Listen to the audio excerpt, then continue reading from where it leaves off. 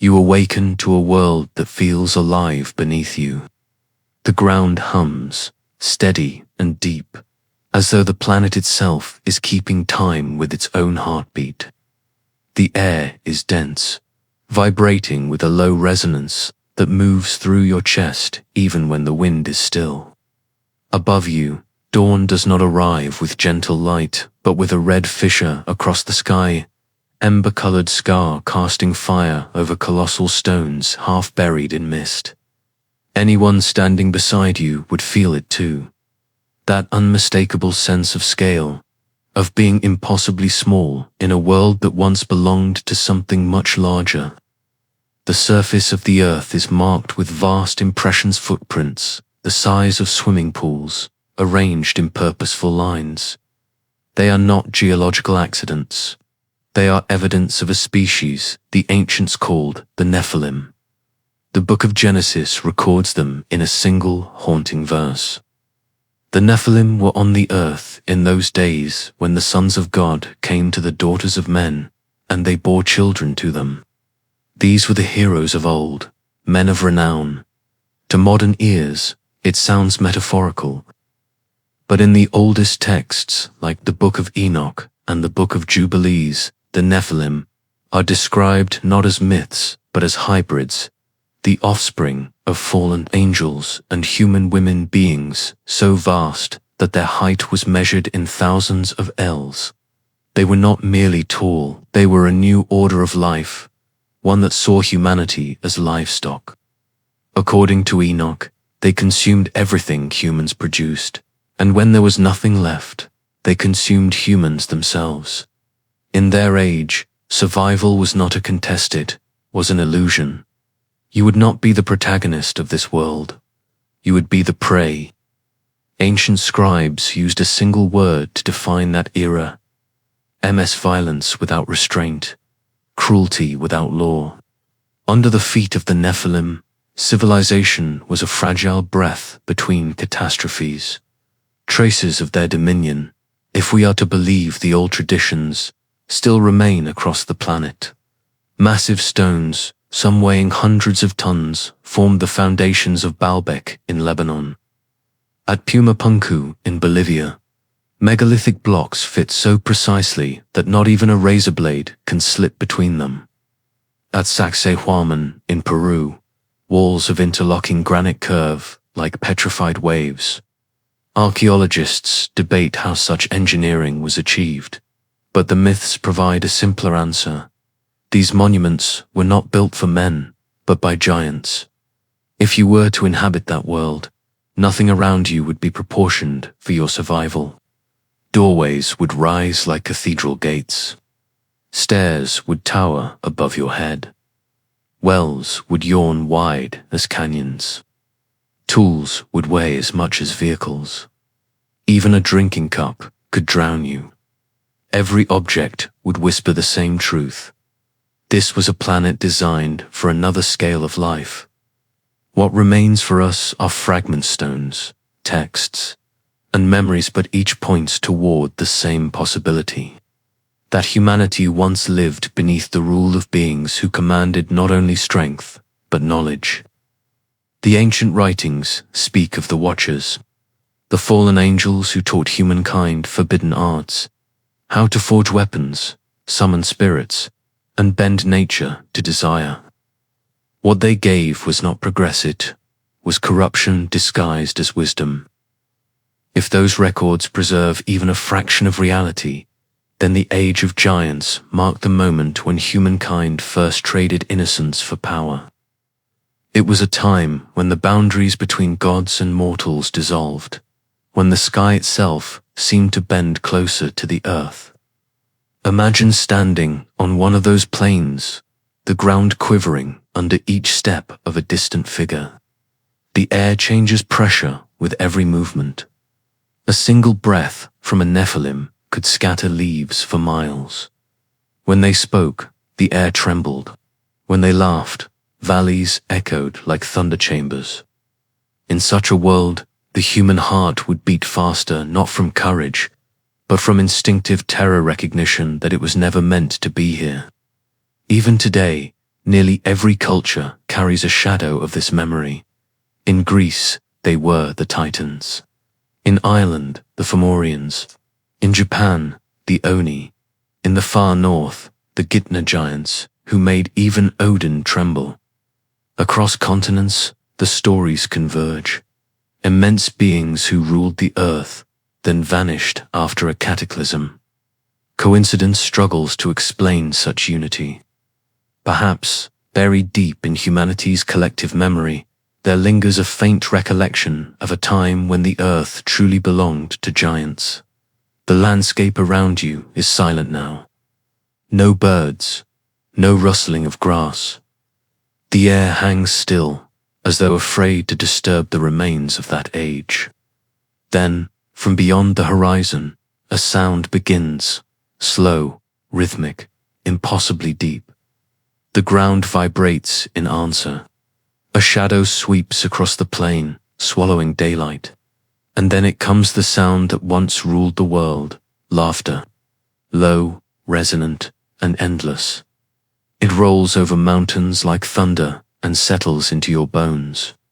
In that echo, you hear the truth that the ancients tried to preserve on stone and parchment. This world once belonged to them. You, and everything you call civilization, are late arrivals in a story written long before mankind stood upright. The monuments we revere, the myths we dismiss, they may be the fading memory of a reign that ended only because the sky itself intervened. If you were to wake each morning in the age of the Nephilim, survival would not be measured in days or hours, but in the number of footsteps you could avoid hearing. The ground itself would betray you, trembling long before their bodies appeared. Every tree would seem smaller, every hill flattened beneath their immense weight. And the first truth you would understand is that the world had not been designed for you at all. The crops that once fed your ancestors would vanish under the pressure of their passing. Fields would turn to mud. Forests would lie crushed like paper beneath their feet. And in the distance, the faint thunder of their movements would become as familiar to you as your own heartbeat.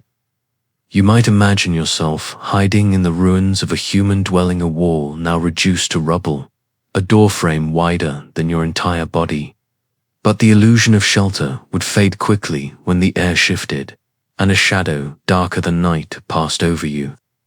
The Book of Enoch records that these giants were insatiable, that they consumed all that the earth provided, and when it was gone, they turned on humanity. Imagine it. A hand larger than your house, reaching down through the fog, fingers thicker than tree trunks, plucking the living from the soil as one might harvest fruit. The world itself would become a larder, and you would be its smallest morsel.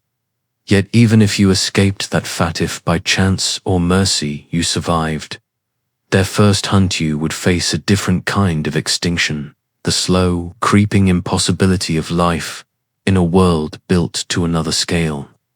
The ground you once farmed would no longer yield crops. It would be churned into rock and dust by feet that left craters behind. Wells and streams would run too deep to reach. The water vessels used by the giants would be the size of carriages, each one heavy enough to crush a human beneath its rim. The simplest acts, drinking, eating, sheltering, would demand strength you did not possess. Across the earth, remnants of those impossibly large structures still exist. The trilithons of Stonehenge, the foundation blocks of Baalbek, and the interlocked stones of Pumapunku, each whisper the same story in different tongues. Archaeologists call them anomalies, but ancient chroniclers called them monuments of the giants. Stones that weighed hundreds, even thousands, of tons were not obstacles to the Nephilim. They were toys. What modern engineers admit they could not move without cranes, the ancients claimed the giants lifted with their bare hands. If you were to wander such a city today, as it once was, you would feel the same vertigo that a mouse must feel inside a cathedral. Doorways would rise like cliffs. Tables would reach your chest. The air would taste of metal and dust. Every object would remind you of your scaland, of your irrelevance. And yet, in this world of grandeur, you would not die quickly. The giants were not careless hunters, they were deliberate. To them, smaller creatures were not threats, but diversions. The Hebrew word ems, used in Genesis to describe the violence that filled the earth, does not merely mean bloodshed. It implies cruelty, domination, and pleasure in destruction. You would not be hunted for food alone, but for sport. Imagine standing beneath a rock ledge, breath held, as the shadow of a Nephilim passes overhead. You hear the slow exhale of its laughter, a thunder that rolls from chest to horizon. The earth trembles with amusement. To them, your fear is music. They reach down, not to kill, but to play. Fingers like pillars press gently against your hiding place, testing it, teasing it, as though gauging how long you will last before you break. No wall would protect you. No forest would conceal you. Their eyes, it was said, glowed with the light of burning metal, and their hearing reached beyond what any human could imagine. You could run until your lungs failed, and they would find you not because they were faster, but because the world itself seemed to obey them. This imbalance between creation and scale was more than physical. It was moral. The Book of Jubilees writes that injustice increased upon the earth, and all flesh corrupted its way. The Nephilim did not merely consume, they corrupted. They twisted the order of things. Under their dominion, even the seasons shifted, the rains failed, and the balance between life and death was lost. In the ruins they left behind, you can still feel that distortion. Stones placed too precisely, angles cut with impossible symmetries. If geometry itself was a language they spoke, they built not as men build, but as gods might shape the bones of the earth. Their architecture was an act of ownership. Every wall, every carved surface was a reminder that this was their world, not yours. And what would you do in such a world? Hunger would follow you, as would thirst, and a kind of loneliness unknown to modern minds, the loneliness of being the wrong size for reality itself. Your body would tire quickly. Your mind would strain to comprehend scale. Days would blur into instinct. You would forget speech, forget hope, and live by a single rule: do not be seen. But there would be no safety in the unseen. The giants ruled the elements as easily as they ruled flesh. They could call winds to lift mountains and storms to scour valleys. The texts say they learned such power from their fathers, the fallen watchers who taught them the cutting of roots and the secrets of enchantment. In their hands, nature was not balance. It was weapon. When you finally found shelter, perhaps in a cave or fissure in the earth, you would discover that silence could be as terrifying as noise. For, in that silence, you would hear faintly the shifting of stone blocks outside, moving through the air, rearranging themselves as if the earth were rebuilding under command. You would know then that the laws of physics, the rules that govern your fragile world, were not written for you either. This is what it meant to live in the world of the Nephilim, not merely to face extinction, but to understand every waking moment that the universe itself was aligned against your scale. When the ancients wrote of gods who could move mountains, they were not speaking metaphorically. They were remembering, and somewhere deep in your bones, you might remember too. To exist in the age of the Nephilim was to live beneath the constant shadow of cruelty. Their reign was not sustained by survival, but by amusement. They had no need for mercy, because mercy requires equality, and equality was the one thing their world had erased. The ancient word ms, often translated as violence, meant something far darker, oppression for pleasure, destruction as entertainment. In that single word, entire civilizations were summarized and condemned. To the giants, the act of taking life was not punishment or hunger, it was sport. Imagine the scene as if it were a memory carved into the earth. A village lies scattered across a plain. The air is heavy with dust. Somewhere in the distance, the rhythmic tremors begin again. Children freeze mid-breath. Animals bolt toward the trees. You, small and trembling, look up to see a shape moving across the horizon. So vast it seems, the sky itself must bend around it. The first thing you hear is laughter, deep, resonant, rolling through the valleys like thunder caught in a canyon. Then the air shifts. The world tilts as a single step reshapes the ground beneath your feet. A colossal figure looms above the remnants of your shelter, its face lost in shadow, its breath scattering debris like wind through reeds. You can feel the vibration in your ribs as it speaks in a language older than time one that sounds like landslides and collapsing cliffs. You do not understand the words, but you understand the intent. You are an insect. The Nephilim did not hunt the way beasts do. They toyed with what they found. They observed pain as a spectacle, fear as theater. To them, you were something delicate, unbreakable, something to examine before it ceased to exist. They reached down, not with hunger, but with curiosity, and in their laughter, the earth itself seemed to agree with their cruelty. The Book of Jubilees describes this age as one where the earth was filled with blood and corruption. Every line of scripture, every echo of mythology, points toward the same image. A planet ruled by beings whose morality was the absence of empathy. They took pleasure not in killing, but in knowing that life could be ended at any moment.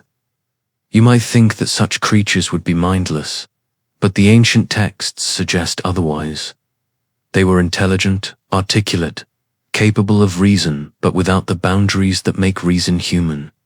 They learned languages, built cities, forged weapons, and yet they did so with a kind of detached superiority, as if all creation existed for their amusement. The Book of Enoch calls them those who devoured men's souls. The phrase is not literal, it is psychological. To stand before them was to lose the part of yourself that believed in safety, order, or hope. You would look up at a being whose shadow covered your entire world, and in that moment, the concept of future would vanish.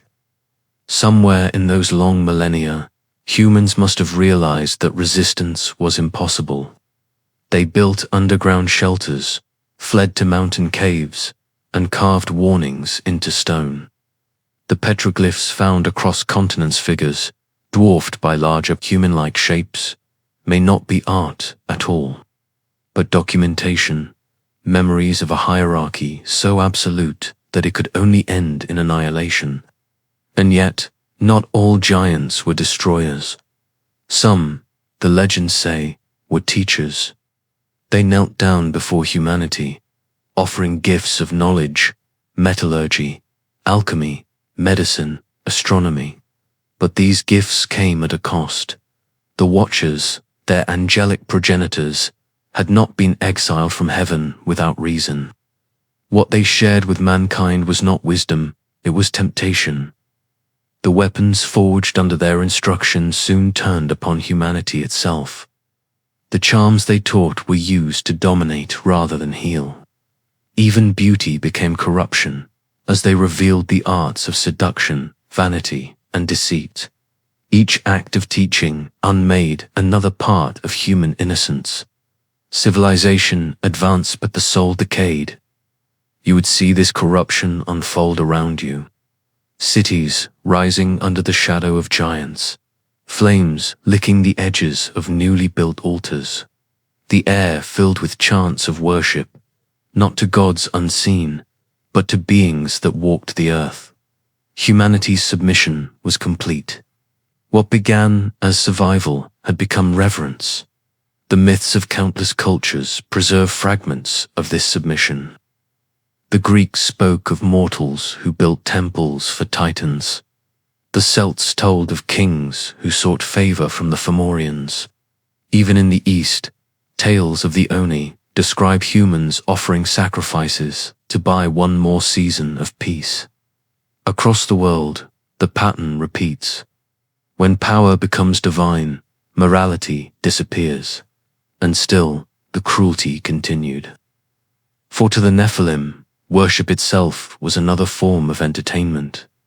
They did not need devotion, they demanded fear. Their laughter echoed in the same rhythm as thunder, and each time they laughed, something small died. If you could walk through that world, you would witness what the scriptures meant when they said the earth groaned under their weight. Crops would not grow, rivers would change course, animals would vanish. Even the sky, it seemed, could not bear them. Yet somewhere, deep beneath the chaos, a few humans dared to fight back.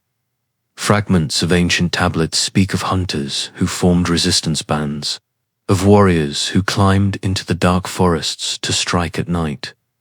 Their weapons were crude, their chances non-existent. But the act itself mattered. It was defiance in a world that no longer recognized humanity as sacred. Those rebellions, if they truly occurred, must have been brief.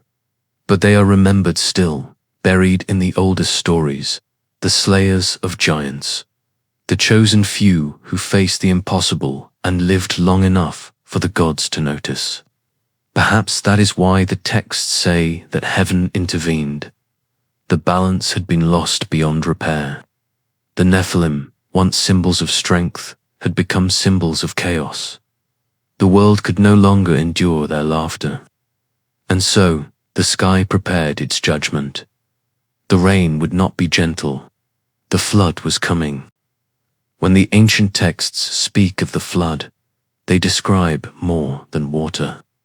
They describe a reset of creation itself, divine erasure of an age so corrupted that the earth had to be remade from silence.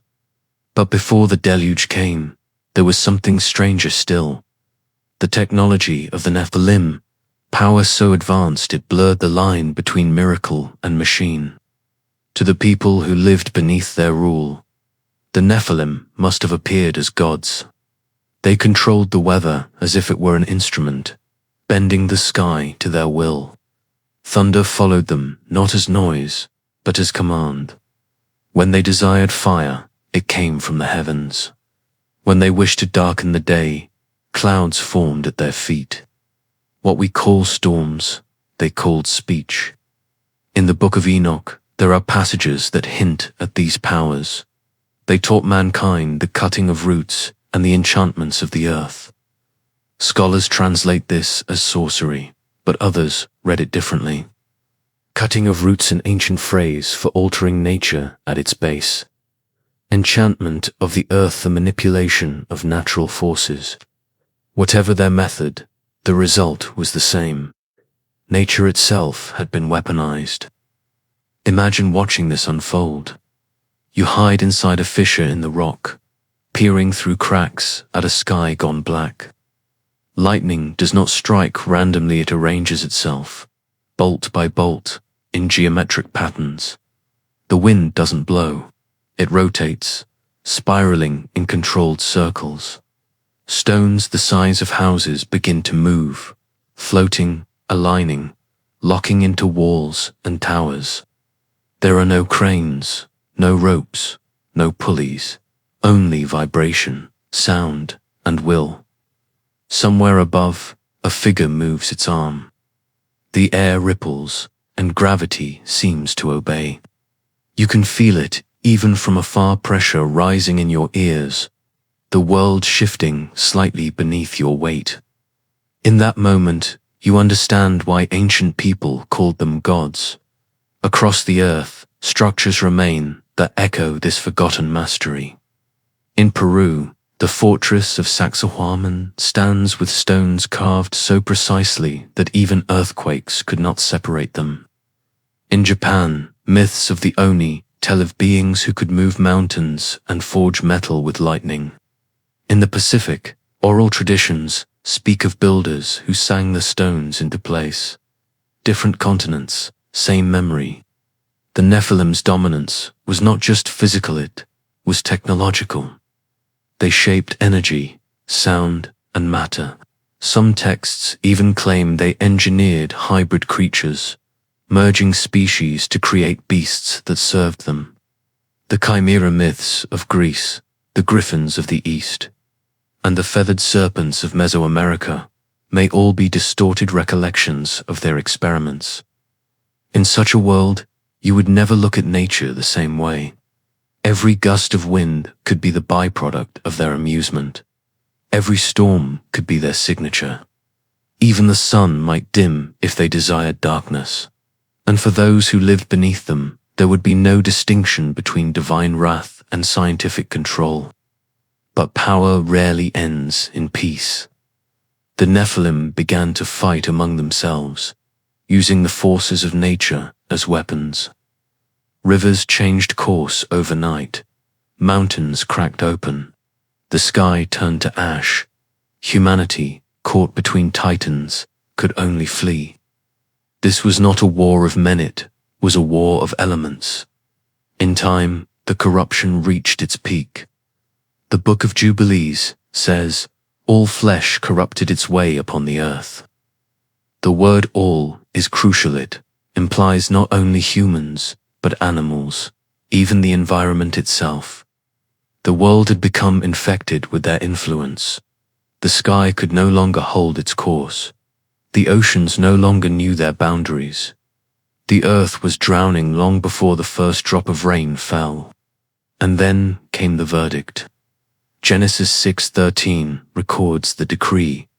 So God said to Noah, "I am going to put an end to all people, for the earth is filled with violence because of them." It was not humanity alone being judged. It was the infection of the Nephilim, the unnatural fusion of heaven and earth. For days, the air thickened, the horizon darkened. What began as mist became a wall of rain, then a weight, then a roar. You wake one morning to find the world collapsing beneath water. Hills vanish, valleys turn to rivers. The sound of thunder merges with the screams of collapsing mountains. In the distance, you see them, the giants once, masters of the storm, now drowning in it. They wade through the waters, their roars shaking the heavens, yet even their strength cannot save them. The flood was not a natural disaster. It was surgical, a precise act of uncreation, returning chaos to those who had brought it. But the flood did not end everything. The texts whisper a secret: not all of them perished. Numbers 13:33 tells of men who, generations after the flood, looked upon the sons of Anak and said, "We saw the Nephilim there, and we were like grasshoppers in our own eyes." The nightmare had survived. For those few humans who endured the flood, survival did not bring relief. They rebuilt their settlements, planted crops, and waited for peace. But one morning, as the mist cleared, the horizon darkened again, not with rain, but with silhouettes too tall to belong to men. Perhaps they had found refuge on high mountains, or perhaps something in the bloodlines of humanity had preserved them. Whatever the truth, the giants returned, and this time they were not gods of order. They were remnants of wrath. The monuments of the post-flood world, the ziggurats, the pyramids, the temples raised to touch the heavens, may be the echoes of that second age of giants, when humanity once more attempted to reach the divine through imitation. Every stone stacked toward the sky was not just ambition, it was memory. In your time, you look at these ruins and call them mystery. You measure the stones, trace the joints, and wonder how ancient hands achieved perfection. But what if those hands were never human at all? What if our greatest architectural wonders, are the children of fear monuments built in the image of those who once ruled us. The flood was a mercy, but mercy is never permanent. The world was cleansed, but the echo of the giants remained in stone, in myth, and perhaps in blood. You look to the sky, and for a fleeting moment, the clouds twist in impossible geometry. The shape fades, but something deep inside you recognizes it. The age of the Nephilim was not forgotten. It was only paused. And when the storm returns, they will know the language again. When the floodwaters receded, the world must have seemed impossibly quiet. The constant tremor of footsteps was gone. The laughter that had once rolled through the valleys had faded. Yet silence, too, can be terrifying. In that quiet, survivors would have realized something worse than extinction memory. To live after the giants was to live inside their absence. Every shattered plain, every unnaturally smooth stone, every broken mountain was a monument to them. The sky, washed clean by judgment, still seemed heavier than before, as if the air itself remembered the weight it once carried. For the first time, humanity could hear its own heartbeat again. And for the first time, it realized how fragile that heartbeat was. But peace was an illusion. The few who survived the deluge carried more than fear in their blood. They carried the memory of the Nephilim. Stories retold in whispers that would shape civilizations. Around campfires, parents would hush children with warnings. Be silent, or the tall ones will return. What began as trauma soon became mythology.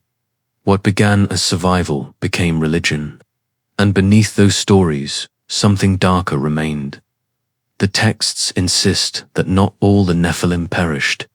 A few, the sons of Anak, appeared again generations later, in Canaan, in Bashan, in the lands beyond the Jordan. When the spies of Israel entered those territories, they wrote in Numbers 13:33, "We seemed like grasshoppers in our own eyes, and we looked the same to them." The nightmare, it seemed, had outlived the flood. Imagine being one of those later generations.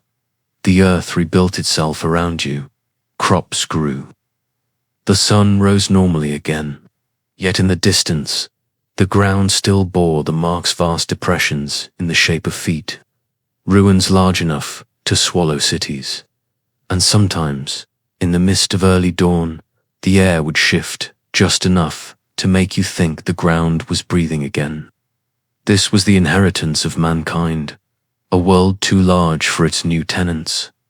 Over time, people learned to rationalize the terror. The ruins became temples. The footprints became valleys. The shadows that crossed the moon became omens.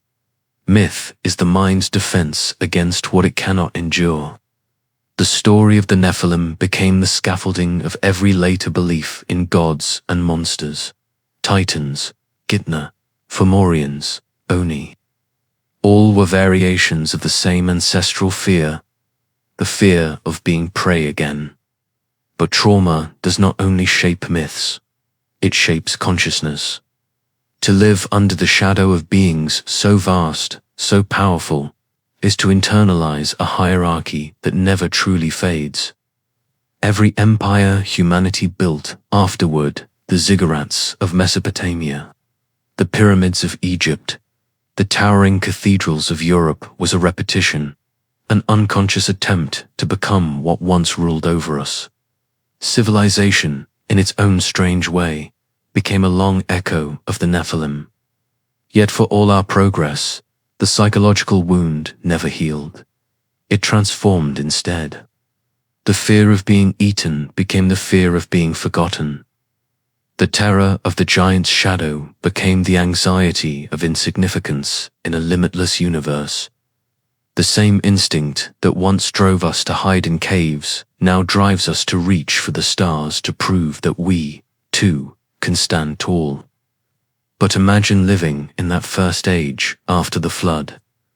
The water has retreated, leaving behind plains of silt and ruin. You walk through fields littered with enormous bones ribs, taller than trees, skulls the size of houses. The smell of salt and ash hangs in the air.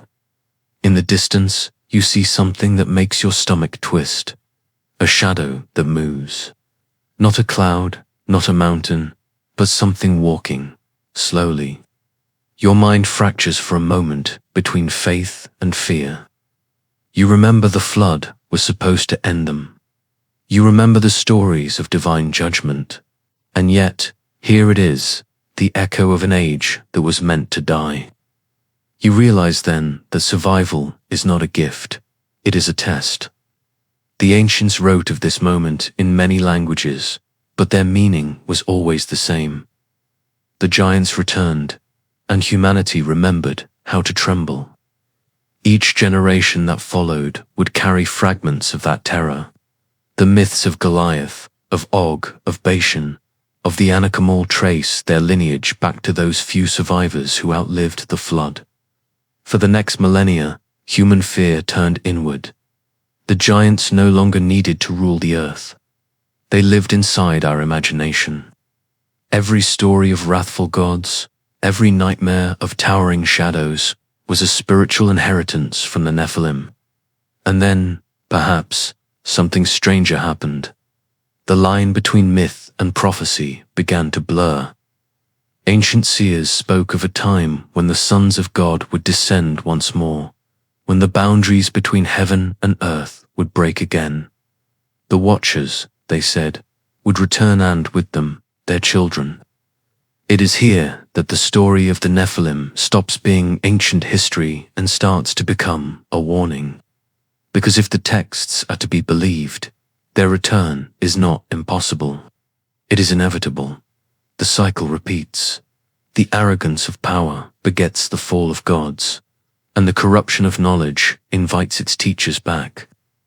Now, in your aged modern world of glass and circuitry, the same fear hums quietly beneath the surface. We call it the unknown.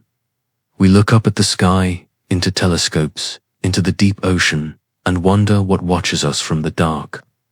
We are no longer hiding in caves, but the instinct remains. Every earthquake, every unexplainable sound in the night, rekindles a memory older than civilization, that something larger once walked here and might again. You stand beneath the shadow of a mountain and feel the wind shift.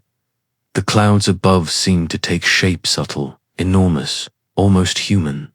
It could be illusion, it could be memory, or it could be the beginning of a cycle restarting itself. Because according to prophecy, the Nephilim are destined to return to rule once more in the open, when the world grows arrogant enough to believe it is alone. And when that day comes, the modern human, soft, distracted, fragile will fare even worse than their ancestors did. So the real question is not whether you would survive 24 hours in the age of giants. It's whether you will survive their return. The stones remember. The myths remember. Somewhere, perhaps, the blood remembers too.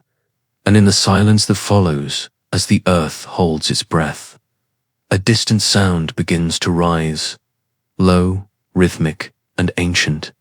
It could be thunder, or it could be footsteps. The choice is yours to believe which one it is. Keep your mind open. And until we meet again,